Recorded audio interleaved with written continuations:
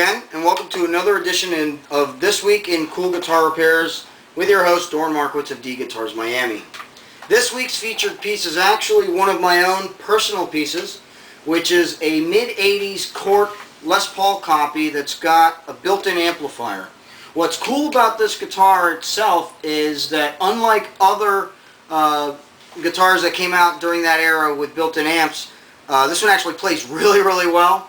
It also has, as you heard, overdrive. The overdrive is actually activated as you're turning up the on-off volume control. So the louder you put it, the crunchier it gets. It also has onboard tremolo. And this is the speed control, which is really cool. This is a compressor control, but I don't really use it because it tends to squash the sound, so I leave it at 0. This is the tone control. The guitar itself was really well made overall. The frets were perfectly done from the factory, so I didn't have to do any dressing. All I did was I polished the frets so that they would play nice and smooth, but didn't require any leveling or anything. That's the beauty of a lot of these guitars back then, is they had killer necks. What I did do, however, was I pretty much swapped out all the cheap hardware. Starting with the cheap pickups that it had, I swapped out for these Seymour Duncan Alnico 2s.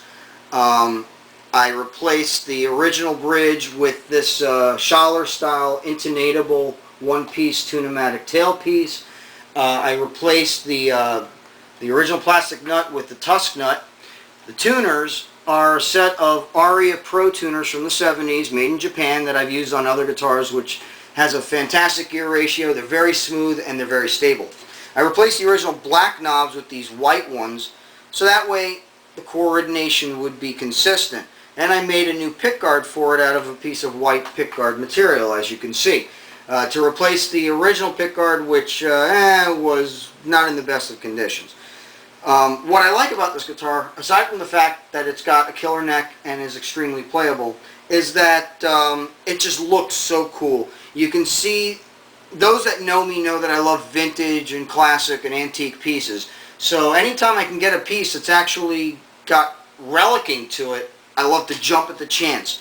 And you can see some of the nicks and dings that it's got, but not just that. Check out this binding, how it faded from originally white to this caramel color that's gorgeous. Not only that, but the white of the guitar itself has yellowed over time.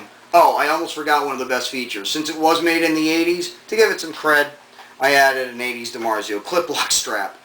It runs on two 9-volt batteries, which when I got it, it was missing the battery door, but they're not going anywhere.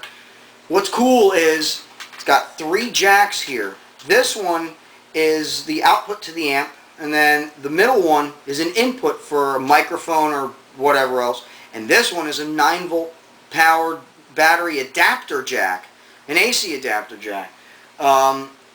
It's also really cool in the sense that it's got some forward-thinking features to it that really you wouldn't expect on a cheap guitar. It's got the neck tilt system similar to what you would find on, say, a Fender higher-end guitar, or even the 70s Strats and so forth. It's got a belly carve, which in the 80s was not too common on Les Paul copies, so it makes it a little more comfortable here. Now it's commonplace, but back then, not so much. These kinds of deals are out there. You can find them. This one in particular was also sold by the K Company. It was called the K Busker. It was also made by Cort. One thing I love about these kinds of 80s lesser end guitars, the more beginner type, is that they're inexpensive. So if you're on a budget and you're a student, or you just even want something to take to barbecues or whatever, these are out there. You can find them. Companies like Lotus, Hondo, Cort, and others, they focused on making really good playing necks, and they chinched on hardware, which is why they were able to sell the guitars cheaper. And you can find them on auction sites too, and they're not expensive. Plus, most of them were Japanese made, which is a big plus compared to what you would find, today being made in third world countries.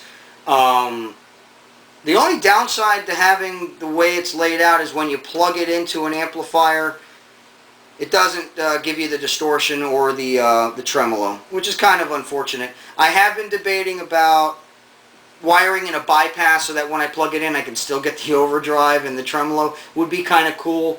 But since it's mainly my kick around the house type of guitar, you know, that's all I'm using it for. This is actually one of my favorite guitars to just play around the house. You know, I mean, I don't want to just grab my Brian May all the time and play that around the house. I like to actually walk around and, you know, and throw out some blues licks. And this is just a really cool piece to do it on. I mean, it's rich, it's full.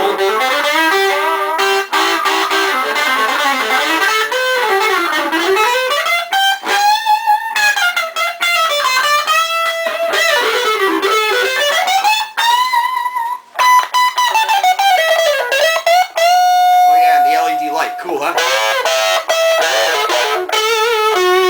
Yeah, it just begs to be played. You'll also notice, I don't know if I mentioned this, but the switch tip, I made that out of a broken piece of plastic coat hanger. I didn't want to replace the original switch because the original switch works very well, and I wanted to at least keep one area of the guitar original aside from the actual electronics inside, which were really well done. This guitar cost me 50 bucks when I got it initially. I bought it from my buddy Tim at Sim Music in North Miami.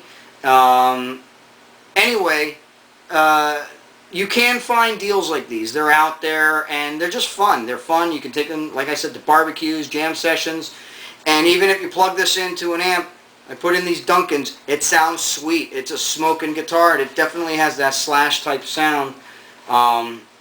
I wanted it to look like a Junior Buckethead guitar. I think I accomplished it.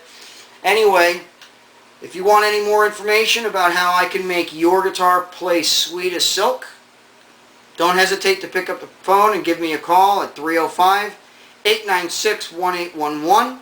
I look forward to hearing from you. Have a great day.